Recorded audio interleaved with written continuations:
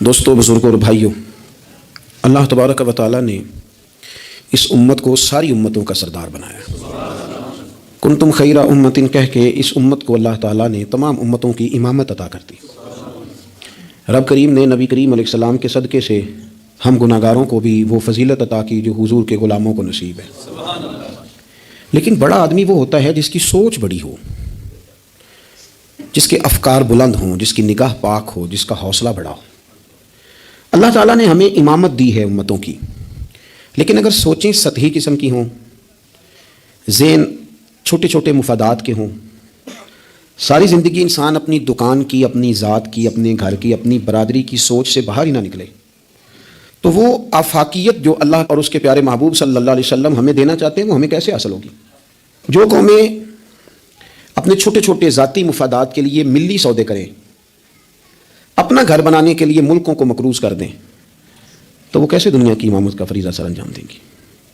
ساری زندگی اگر انسان اس رٹے سے باہر نہ آئے کہ میں کیسے اونچا ہو سکتا ہوں، میرے بچے کیسے آگے جا سکتے ہیں، مال کیسے کما سکتا ہوں، یہ میرا گھر بہت بڑی حویلی میں کیسے بدل سکتا ہے، فیکٹری ایک کی 4 کیسے ہو سکتی ہیں، اور کوئی ملی کام ہی نہ کرے، وہ تو وہ آفاقیت جو اسلام چاہتا ہے وہ کیسے پیدا ہوگی؟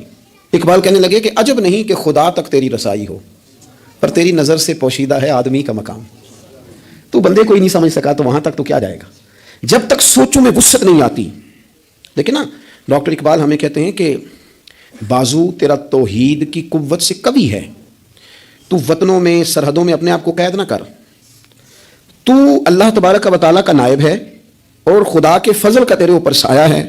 بازو تیرا توحید کی قوت سے قوی ہے، اسلام تیرا دیس ہے اور تو مصطفی ہے۔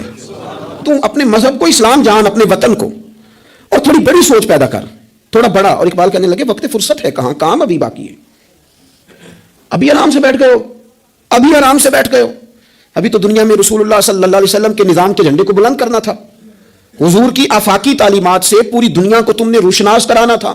اقبال کہنے لگے وقت فرصت ہے کہاں، وہ کام ابھی باقی ہے، نور توحید کا اتمام ابھی باقی ہے، ابھی تو آگے بڑھنا تھا۔ لیکن سطحی سی سوچیں، چھوٹی چھوٹی باتیں، مثلا امیر دولت کے چکر میں اور غریب اس کمزوری کے احساس میں کہ میں تو غریب ہوں جی، میں تو غریبی کو بیچا تو نہیں نہ جاتا، غریبی کوئی فار سیل تو نہیں ہوتی، غریبی وہ زخم تو نہیں جسے دکھا دکھا کے بندہ پیسے وصول کرے۔ آپ اپنی غریبی کو بھی کیا سیل کریں گے، اپنے آنسو بھی بیچیں گے کہ میں تو کہ کمزور ہوں تو لہذا فٹافٹ میری بولی لگا دی جائے۔ لا یسألون الناس الحافا، قرآن کہتا ہے انہیں بڑی بھی ضرورت ہو تو پھر بھی لپٹ لپٹ کے سوال نہیں کرتے، ان کی سوچیں بڑی ہوتی ہیں۔ وہ کہتے ہیں بندے کیا دے سکتے ہیں، سیٹھ کیا دے سکتے ہیں، نواب کیا دے سکتے ہیں، اللہ رسول سے مانگیں گے۔ ان کی بڑی سوچیں ہوتی ہیں۔ وہ شاعر تھا نا، ایک بیچارہ، شاعر ناراض نہ ہو جائیں، یہ بھی بیچارے قابل رحم ہوتے ہیں، ساری دنیا سو رہی ہوتی ہے تو یہ چھتوں پہ پھر رہے ہوتے ہیں، کہتے ہیں آمد ہو رہی ہے، تو یہ بھی ایک عجیب بعض اوقات کیفیت بن جاتی ہے۔ تو اس کی بھی حالت کچھ تھوڑی زیادہ ہی پتلی تھی، کپڑے بھی پھٹ گئے، کسی چوک میں مکھیاں بھنک رہی تھیں، تو کسی نے سمجھ لیا کہ شاید غریبی بیچے گا۔ ایک بندہ سیٹھ گزرا تو 5 روپے پھینک گیا، تو شاعر اسے کہنے لگا جو اٹھا اپنے پیسے لے جا، کہنے لگا وہ آپ کو اس لیے دیں کہ آپ کو ضرورت تھی، بڑا خوددار آدمی تھا، کہنے لگا اگر ضرورت ہوگی تو میں رب سے مانگ لوں گا، اللہ سے مانگ لوں گا ضرورت پڑے گی تو۔ یہ آرزوئے کرم اور میں آپ سے کروں، یہ آرزوئے کرم اور میں آپ سے کروں، یہ بھیک اس کو دی دی ہے جس کا خدا نہ ہو، میں مانگ لوں گا اللہ رسول مجھے دیتے ہیں۔ خودداری، عزت نفس، بڑی سوچ، بلند افکار، یہ ذات کا جو چنگل ہے نا، اس سے اپنے آپ کو آزاد کیا جائے۔ میری بات بن جائے، مجھے کو چودھری مان جائے، مجھے کو بڑا مان جائے، کسی کو پتہ چل جائے تعلق ہے، کسی کو پتہ چل جائے فلانے کا نام آتا ہے، کسی کو میں، بھائی آپ کمزور ہو جائیں گے، آپ تو بھیک اور خیرات مانگنے لگیں گے عزت کی۔ آپ کس چکر میں پڑ گئے؟ آپ اپنے ذہن کو بڑا کریں، نگاہ کو بلند کریں، معاملات اس طرح کے کریں۔ دیکھیں قرآن مجید کیا فرماتا ہے، اللہ کریم نے فرمایا کہ بندوں کی شان یہ ہے کہ وَيُطْعِمُونَ الطَّعَامَ عَلَىٰ حُبِّهِ، وہ لوگوں کو کھانا کھلاتے ہیں پر اللہ کی محبت میں کھلاتے ہیں، کھلاتے لوگوں کو ہیں، پیار پانا چاہتے ہیں رب کا۔ مسکینم و یتیمم و اسیرا، مسکین کو بھی، یتیم کو بھی اور قیدی کو بھی۔ کبھی اگلی آیت پر آپ غور کریں نا، فرمایا انما نطعمکم، بے شک وہ کھانا کھلاتے ہیں لوجہ اللہ، اللہ کی رضا کے لیے، لا نرید منکم، اور وہ نہیں چاہتے جزاء ولا شکورا، نہ وہ کوئی جزا مانگتے ہیں اور نہ ان کا دل کرتا ہے کہ ان کا شکریہ ادا کریں، شکریہ کے لفظوں کا تکلف بھی نہیں چاہتے، ولا شکورا، شکریہ کے جملے بھی کوئی بولے انہیں پسند کیوں؟ اس لیے کہ انما نطعمکم لوجہ اللہ، کیونکہ کھلایا جو اللہ کے لیے ہے۔ پھر کسی کو کہنا میرا احسان مند بان شکر گزار ہو، یہ بات درست نہیں ہوتی۔ میرے عزیز تھوڑی سی نا بڑی سوچ، ضروری نہیں کہ آپ سماجی ہوں، سیاسی ہوں، آپ کا بڑا رکھ رکھا ہو، یہ کچھ ضروری ہے؟ آپ کی سوچ بڑی ہو، ذہن میں وسعت ہو، آپ غریب آدمی ہو بھلے، آپ بات ملی کریں، آپ کو احسان کرنا آتا ہو۔ میں نے پچھلے جمعے بتایا تھا کہ ایک صحابی نے بھوکے رہ کے مہمان کو کھانا کھلایا، ان کی اپنی حالت یہ تھی کہ ایک وقت کا کھانا نہیں تھا. آپ کے مزاج میں وسعت ہو, مزاج میں. بخاری شریف میں حدیث ہے, نبی پاک صلی اللہ تعالی وسلم کے سامنے سے ایک شخص گزرا. کریم محبوب علیہ السلام نے لوگوں سے پوچھا کہ اس کے بارے میں تمہاری کیا رائے ہے؟ عرض کی یا رسول اللہ بہت وزادار آدمی ہے, بڑا باوقار ہے, کوئی بھی بات کرے تو لوگ توجہ سے سنتے ہیں, کہیں پیغام نکاح دے تو اسے رشتہ مل سکتا ہے, کسی کی سفارش کرے تو قبول کی جا سکتی ہے. حضور زیر لب ہلکا سا مسکرائے اور خاموش ہو گئے. بڑے بڑے سیاسی سماجی لوگ ہوتے ہیں نا شہروں میں, وہ بیچارے مطلب ان کا بس نہیں چلتا, کسی کی منت کریں کہ کہہ 2 دفعہ مجھے چودھری صاحب, گزارش کریں, کسی کا ترلا کریں کہ مہربانی کر 2 دفعہ کہہ دے میں بڑا آدمی, بول دے صحیح. شیخ سعدی کہتے ہیں جس طرح لکڑی کو گھن کھا جاتی ہے, بڑے لوگوں کو خوشامد کھا جاتی ہے, کھوکھلا کر دیتی, صلاحیتیں ضائع ہو جاتی, تعریف کا اتنا شوق لگ جاتا ہے, اتنی لت لگ جاتی ہے تعریف کی. تو حضور خاموش ہو گئے. تھوڑی دیر کے بعد ایک غریب آدمی گزرا, یہ بخاری ہے. نبی کریم صلی اللہ علیہ وسلم نے فرمایا اس کے بارے میں تمہارا کیا خیال ہے؟ عرض کی یا رسول اللہ یہ تو غریب آدمی ہے, سادہ آدمی ہے, یہ کوئی بات کرے تو لوگ توجہ سے سنے نہ, پیغام نکاح دے تو کوئی اسے رشتہ بھی نہ دے, اور حضور یہ سفارش کرے تو قبول بھی نہ ہو. ایک بندہ پہلے گزر گیا جس کے بارے میں یہ تھا کہ بڑا جناب, لوگ اس کو جانتے ہیں, اس کی بات سنی جاتی, سفارش مانی جاتی, پیغام نکاح دے تو رشتے ملتے. اس کے بارے میں بالکل دوسرا مترادف اور الٹ تبصرہ کیا گیا, یا رسول اللہ یہ غریب آدمی ہے, اس کی وہ وزاداری نہیں. اب نتیجہ حضور نے بیان کرنا تھا, رزلٹ نبی پاک نے دینا تھا. حضور فرمانے لگے وہ جو تم نے کہا نا کہ بڑا وزادار ہے اور سفارشیں مانی جائیں اور پیغام نکاح قبول کیے جائیں, فرمایا اس طرح کے بندوں سے زمین ساری بھر بھی جائے تو پھر بھی یہ جو غریب گزرا ہے نا, یہ ان سب بندوں سے زیادہ افضل ہے. آپ کا کیا خیال ہے کہ نام کی تختیاں زیادہ لگی ہوں تو بندے کا روب زیادہ ہے, اس نے بڑے افتتاح کیے ہوں تو اس کا روب زیادہ ہے؟ تو میرے عزیز, آپ بڑی سوچ, وسعت والی, بڑا کلیجہ, بڑا حوصلہ. نبی پاک صلی اللہ تعالیٰ علیہ وسلم نا بڑی باتیں ارشاد فرماتے تھے. حضور کی کوئی ایک حدیث بھی, کبھی ایک حدیث پر بھی غور کرو گے تو عالمی سوچ ملے گی آپ کو, آفاقی بات, اس میں دنیا کی ساری حکمتیں پنہا نظر آئیں گی آپ کو. لیکن مسلمان اپنی گلی سے باہر نہیں آتا, اپنی برادری سے باہر نہیں آتا. اس کو یوں لگتا ہے کہ میرے گھر پیسے آ گئے نا, ایسی ہوا چلی ہے کہ ہر شخص سوچتا ہے اور تمام شہر جلے, بس ایک میرا گھر نہ جلے. حالانکہ سارے جل گئے تو کس کے ساتھ زندہ رہے گا؟ بستیاں اجڑ گئیں تو کدھر جائے گا؟ آپ اپنی مزاجوں کے اندر وہ وسعت لائیں, وہ بڑائی پیدا کریں. اٹھ باندھ کمر کیوں ڈرتا ہے, پھر دیکھ خدا کیا کرتا ہے. درویش نے لکھا ہے, وہ کہتے ہیں ایک شخص نے نا, بس تمثیل سمجھانے کے لیے ہوتی ہے نا مثالیں, ایک شخص کسی چیز کی تلاش میں تھا, وہ چیز پہاڑوں پہ ملتی تھی, پہلے بھی کئی لوگ گر گئے, سمجھ لیں کوئی پھل تھا, کوئی جڑی بوٹی تھی, کوئی چیز تھی, پہاڑ بڑا اونچا تھا, وہاں سے ملنی تھی. یہ بھی گیا اس کی تلاش میں. تو یہ جب ایک پہاڑ پہ چڑھا تو ڈھلان تھی, پاؤں پھسل رہے تھے, اس نے ہمت نہیں آ رہی, اس نے نا کدال پکڑا, سامان پکڑا لوہا کاٹنے کا, اس نے وہ پہاڑ کاٹ کے تو وہاں 50-60 سیڑھیاں بنائیں. پھر اگلے پہاڑ پہ گیا تو وہاں بھی پیر پھسلتے تھے, ڈھلان تھی, چڑھا نہیں جا سکتا, اس کو بھی کاٹا, 50-60 سیڑھیاں بنائیں. تیسری پہ گیا تو اس کو بھی کاٹا, سیڑھیاں بنائیں. اب بڑے زمانے لگ گئے, کمزور ہو گیا, بوڑھا ہو گیا, موت کا وقت آ گیا. کسی پوچھنے والے نے کہا کہ تجھے ملا کیا؟ 3 پہاڑ کاٹ کے تو نے سیڑھیاں بنائی, تو پہنچ سکا نہیں, ملا کیا؟ کہنے لگا تمہیں پتہ ہی نہیں میں کامیاب کتنا ہوا ہوں. میں نے اکیلے نے وہ چیز نہیں پانی تھی, اس کو پورے شہر کی ضرورت تھی. جہاں تک میں نے بنا دیا ہے نا, اب جو سفر شروع کرے گا اسی اگلا سفر شروع کرے گا. اور میں نے 3 سیڑھیاں تو زندگی میں بنا دی ہے نا, 3 تو میں نے بنائی ہیں, اب جو سفر شروع کرے گا وہ اس سے, اور میں کامیاب ہو کے جا رہا ہوں, میں نے اپنے حصے کا کام کر دیا. میں یہی کر سکتا تھا, یہی مالی دا کم پانی دینا, اوتے پر مشکاں پاوے, اگوں خالق دا کم پھل پھل لانا, لاوے یا نہ لاوے تو ڈیوٹی تو کرنا, اپنی تو ڈیوٹی نہیں کرتا. ایک بابا جی بوڑھے تھے, ہاتھ کانپ رہے تھے, ہاتھ تو درخت لگا رہے تھے. ایک سیانا بندہ گزرا, اس نے کہا بابا جی نا آپ نے پھل کھانا ہے, اتنی محنت کی کیا ضرورت ہے؟ وہ کہنے لگا پتر ہمارے پچھلوں نے لگائے تھے نا, ان کے پھل ہم نے کھائے ہیں, ہم سوچتے ہیں کہ ہم خود غرض نہ مر جائیں, ہم بھی کوئی پھل لگا دیں, چلو آنے والی نسلیں ہی کھا لیں گی. میں اگلی نسل کا سوچ رہا ہوں. بھائی ملی سوچے, قومی, آپ کچھ تو کر جائیں ایسا کہ پھر آنے والوں کو صفر سے نہ شروع کرنا پڑے. کوئی تو ایسی منزل ہو, کوئی تو ایسا رستہ ہو, کچھ تو آپ بنا کے دے جائیں, کچھ تو آپ کر جائیں. امام بخاری ہمیں بخاری بنا کے دے گئے, انہوں نے کہا لو میں تمہیں حضور کی سیدی سے جمع کر کے دے رہا ہوں, اب تشریح کرتے رہنا, اب پڑھتے رہنا, قیامت تک سناتے رہنا. لیکن وہ ہمارا یہ والا سفر انہوں نے ختم کر دیا کہ ہم جائیں, جا کے حدیث تلاش کریں, ڈھونڈ کے لائیں, اس کی صحت پر بحث کریں. وہ بھائی ہمارے بزرگوں نے جتنا کام کیا نا, ہمارے اسفار آسان کیے, ہمیں کچھ ملی کرنا چاہیے. باتیں میں نے کہا سمجھانے کے لیے ہوتی ہیں. جب صحابہ مدائن کی جنگ میں تھے نا,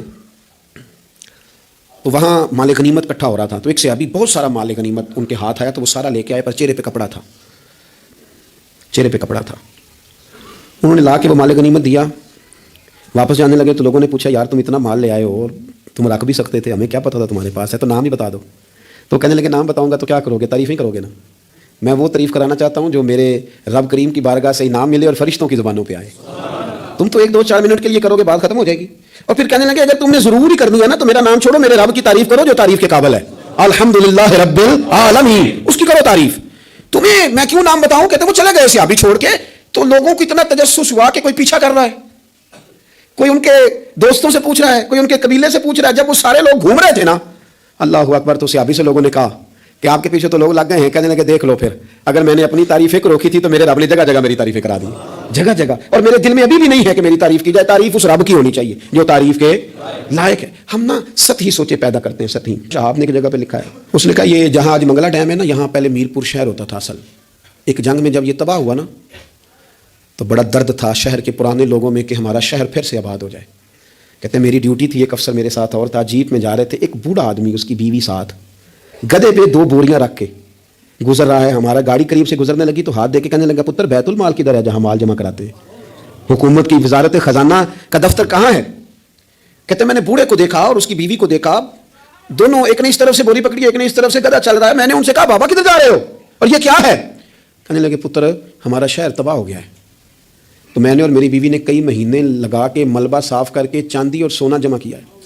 ये 2 बोरियों में भरा है पुत्र, सही नज़र भी नहीं आता, ये पहुंचाना है ज़रा बैतुल माल में ताकि हमारा शहर फिर से बन जाए, हुकूमत के ख़जाने में पैसे आएँ, ये बस्तियाँ फिर से आबाद हो जाएं।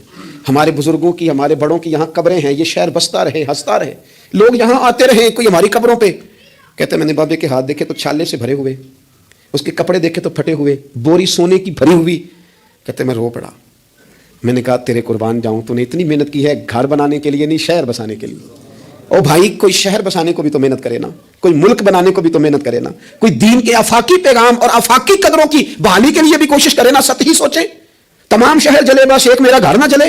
कोई ऐसा काम, कोई ऐसा मामला, कोई ऐसी चीज जो आफाकी हो, जो बड़ी हो, आपकी सोचे अगर थोड़ी सी भी वुसअत पैदा कर दे तो अल्लाह ताला उसमें आपके लिए बरकत पैदा कर देता है।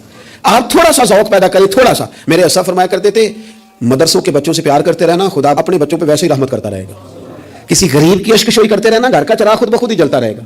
सोचे छोटी हैं, सतही हैं, हमारा मुफाद छोटा है, हम उसके अंदर वुसअत लाने को तैयार नहीं होते, छोटा लालच बर्पा करते हैं, हुजूर बड़ी सोच देते। सुराका बिन मालिक कहते हैं कि अबू जाल ने कहा कि 100 सुर्ख ऊंट मिलेंगे जो हुजूर को माज़अल्लाह गिरफ्तार करेगा। मैं 100 सुर्ख ऊंटों के लालच में गया और मैं हुजूर तक पहुंच गया। वो तो हुजूर ने हुक्म दिया तो जमीन ने मेरे घोड़े के पैर पकड़ लिए, अंदर धंसते चले जा रहे थे। कहते हैं मैंने कहा कि हुजूर मैं 100 सुर्ख ऊंट के लालच में आया हूं। उस जमाने में सबसे बड़ी सल्तनत कैसर रूम की थी और उसकी जो शह सबसे ज्यादा मशहूर थी वो सोने के कंगन थे। जाहिरी तौर पर बड़ा बादशाह और बड़ी चीज हाथों में। आप खास गौर करें मैं क्या कहने लगा हूं। ओ संगियो, वो कहते हैं मैं आया था 100 सुर्ख ऊंट के लिए। तो हुजूर मुझे फरमाने लगे तू 100 सुर्ख ऊंट के पीछे में है और मैं तेरे हाथों में किसरा के कंगन देख रहा हूं। ओ भाई इससे बाहर निकल, अब तू 100 सुर्ख ऊंटों से, ये भी कोई बात है? इतना छोटा मुफाद रखने का क्या मतलब हो? आप अपनी जिंदगी में बड़ी और आफाकी सोच पैदा करें। इमाम गजाली कहते हैं तू बांटने का ज़हन तो बना, खुदा तुझे बांटने की तौफीक भी अता कर देगा। ज़ौक़ तो पैदा कर, लेकिन नहीं, छोटी छोटी बातें, थकी थकी बातें, कच्ची कच्ची बातें, कमज़ोर कमज़ोर सहमे सहमे से लोग। ओ हालात के सहमे हुए लोगों को बता दो, हालात बदल जाते हैं, कोई एक जैसे नहीं रहते। हर वक्त कमज़ोर बात करनी और हर वक्त जनाब अंदाज। हज़रत सैयदना इमाम ज़ैनुल आबिदीन बड़ा बांटा उन्होंने, सोच बहुत बड़ी थी। यानी आफाकी मिजाज के लोग, ऊंचे कद का मिजाज, ऊंचे रवैये। एक बंदा आपके पास आया तो उसने आके कहा हुजूर मैं भूखा हूं, मुझे खाना चाहिए। तो इमाम साहब ना ऊंची ऊंची आवाज में रोने लग गए, रो पड़े, दर्द के साथ रोए। फिर घर गए, खाना थैले में बांध के सामान लाए और ला के ना दीवार के साथ रख दिया। उसको बुलाया, कहने लगे फलानी दीवार के साथ मैंने खाना रखा, उठा के ले जा। आपके साथ ज़्यादा कहने लगे अब्बा जी एक तो रोना आपका मेरी समझ में नहीं आया, लोग सवाल कर ही लेते हैं, और फिर ये कि आपने दीवार के साथ रखा था, उसे दे देने में क्या हर्ज था? तो इमाम साहब फरमाने लगे पुत्र रोया इसलिए हूं कि यार वो भूखा था और मुझे पता ही नहीं था। पता नहीं कितनी भूख से है कि उसे कहना पड़ा है। दर्द आया है कि खुदा सवाल करेगा कि तेरे पड़ोस में बंदा भूखा था, उस गली में भूखा था, तुझे पता ही कोई नहीं था। रो पड़ा हूं कि मुझे खबर होनी चाहिए थी। और वहां इसलिए रखा है कि हमेशा लेने वाला हाथ देने वाले हाथ से छोटा होता है, लेने वाला हाथ नीचे होता है, देने वाला ऊपर होता है। आप फरमाते हैं मेरी तबीयत नहीं मानती कि किसी मोमिन का हाथ मेरे हाथ के नीचे आए। ये सारे हाथ शानों वाले हैं, लिहाजा मैं हाथ से पकड़ाता ही नहीं। मैं किसी की नज़र क्यों झुकाऊं, क्यों किसी को इस तरह का करूं कि उसकी नज़रें झुक जाए मेरे सामने कि मुझे इसने दिया है और वो शुक्रगुजार बने। मैं ये काम, उस किसी ने कहा था ना कि यूं तो हर एक को शैतान से डर लगता है और मुझको इस दौर के कुछ इंसानों से डर लगता है, और जिसकी हर बात में पोशीदा हो निश्तर की चुभन, ऐसे हर साहिबे एहसान से डर लगता है। जिसने एहसान करके फिर निश्तर से बोले उससे डर आता। फरमाया मैं नहीं चाहता। इतनी बड़ी सोचें जब लोगों की होती हैं तो फिर मेरे भाई अंदाज और होते हैं। कुछ लोग ऐसे होते हैं कि वो पहले कौम का दर्द रखते हैं, लेकिन फिर जब उन्हें दौलत मिल जाती है, कोई ओहदा मिल जाता है, پھر اس طرح کے نہیں رہتے. بعض لوگ پہلے نیک ہوتے ہیں, بڑے پرہیزگار ہوتے ہیں, غریبوں کا درد رکھتے ہیں, ان کی سوچیں سلجھ, پھر ان کو عہدہ مل جاتا ہے, پھر آہستہ آہستہ وہ کہنے لگ جاتے ہیں سارا ٹھیک ہے جی, کدھر ہے مہنگائی, کچھ بھی نہیں. جب بندہ جب تک کرائے کی گاڑی میں سفر کرتا ہے تب تک تو وہ کہہ رہا ہوتا ہے کہ کتنا کرایہ بڑھا دیا آپ نے, 5 روپے اضافہ کر دیا. اور جب وہ اپنی گاڑی میں بیٹھے پھر وہ جو بس کے پیچھے ہوتے ہیں وہ بیوقوف نظر آتے ہیں. کیوں؟ اب تو اس کے پاس پجارو ہے, اس کو کیسے وہ لوگ بھلے نظر آئیں گے. لیکن وہ بھائی ابھی بھی ہیں کچھ گھر جہاں رات کو یہ ڈسکس ہوتی ہے کہ شادی آ گئی ہے ملتان, تو کرایہ کہاں سے پورا کرنا ہے, کرایہ تھوڑا ہے لہذا بچے رہنے دو, خود چلے جاتے ہیں, وہاں کچھ دینا دلانا بھی پڑے گا. ابھی بھی ہیں لوگ جو بیچارے ادھار پکڑ کے بیاہ پہ کرایہ لگاتے ہیں, لیکن جب سوچ کسی کی وہ رہتی نہیں. عبد الملک بن مروان بڑا نیک کہلاتا تھا, فقہا میں شمار ہوتا تھا, اتنی مسجد میں بیٹھ کے عبادت کرتا تھا کہ اس کو حمامت المسجد, مسجد کا کبوتر کہنے لگ گئے لوگ. لیکن پھر اس کے خلیفہ بننے کا اعلان ہوا, جس دن اعلان ہوا اس دن بھی مسجد میں بیٹھا تھا. پھر اس نے قرآن مجید رکھ کے نا الماری میں, تو کہنے لگا لگتا ہے اب میری اور قرآن کی جدائی ہونے لگی. پھر وہ یہی شخص تھا جس نے حجاج بن یوسف جیسا ظالم آدمی گورنر بنایا. یہ وہی تھا جس کے دور حکومت میں حضرت عبداللہ بن زبیر جیسے لوگ شہید کیے گئے. بس وہ کیفیت ہی نہیں رہی. منصب مل گیا, عہدہ مل گیا تو ختم ہو گئی بات. لیکن کچھ لوگ حضرت عمر بن عبدالعزیز کی طرح کے بھی آئے, اتنا قیمتی لباس پہنتے تھے کہ دنیا عش کا رکھتی تھی. لیکن وہی عمر بن عبدالعزیز تھے کہ جب خلیفہ بنے تو پھر انہوں نے کہا اس طرح کا پہنوں گا جس طرح کا میری رعایا کا غریب آدمی پہنتا ہے.